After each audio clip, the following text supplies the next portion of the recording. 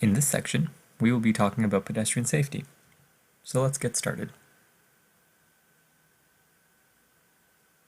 How are you moving these days? Do you find that you're walking more or less than normal?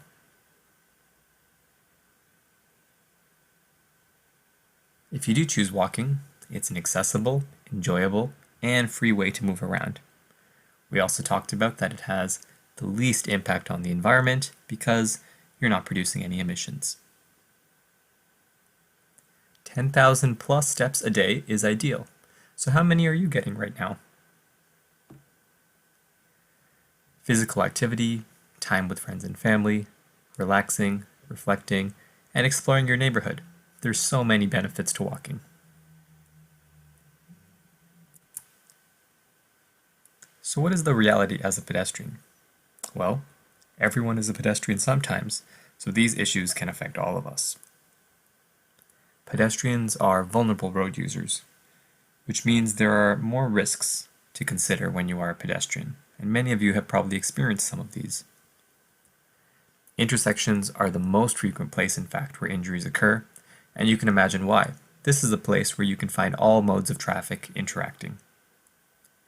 According to Peel Police, a pedestrian was injured by a car every 12 hours in 2010. Unfortunately, these numbers have only increased since that time. So how can we be safer? Let's look at crossing streets and crosswalks. We mentioned crosswalks earlier, and here we talk a bit further about safety when managing this space.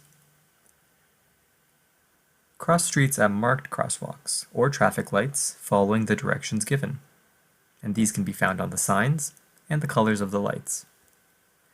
At a traffic light, cross at the beginning of a green light. Now that's the light facing you, never on a red light. If there is a signal, cross while the white walking signal is on. And again, this is the signal you see facing in front of you.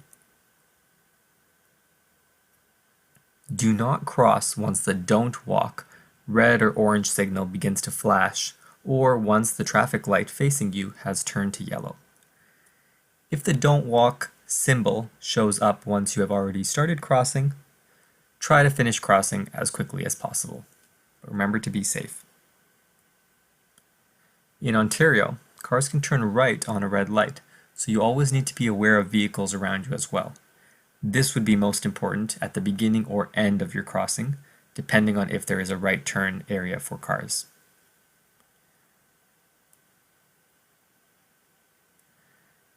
Now, what is jaywalking? Have you heard of this term before? It is unfortunately a poor choice of words to describe someone crossing outside of an intersection. Jaywalking is not illegal. In other words, it is not illegal to cross outside of an intersection. But it can be more dangerous, as drivers may not be aware of you and may be traveling at higher speeds, and there may be fewer cues and signals for them to slow down. Always look both ways when you are crossing, especially outside of an intersection, ideally on slower and narrower streets.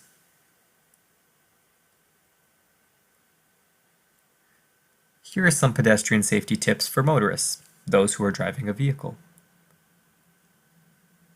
Please be patient, especially with older pedestrians who might need more time to cross the road. Always look for pedestrians, especially when making turns, and this is particularly true for right turns. Slow down on residential streets, near crosswalks, and through school zones.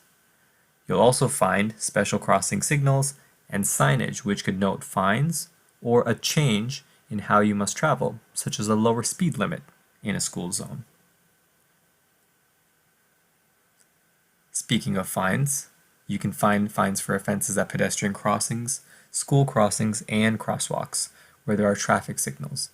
These can be $150 and 3 demerit points. All of these fines are doubled in community safety zones near schools and public areas. Here are some pedestrian safety tips for kids. Children can often be the most vulnerable users of the road, be it from their shorter height causing reduced visibility, unpredictable movements, or limited knowledge of the rules of the road.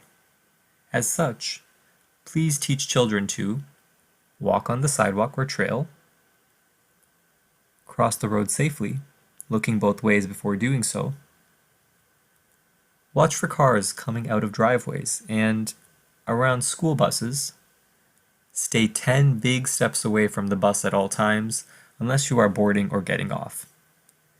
Make sure if you are crossing with a school bus that traffic has stopped all around you. And remember, you should still be looking both ways before you cross. That's all for our guide on walking. Stay tuned for our next video in this series talking about cycling and cycling safety. Bye for now.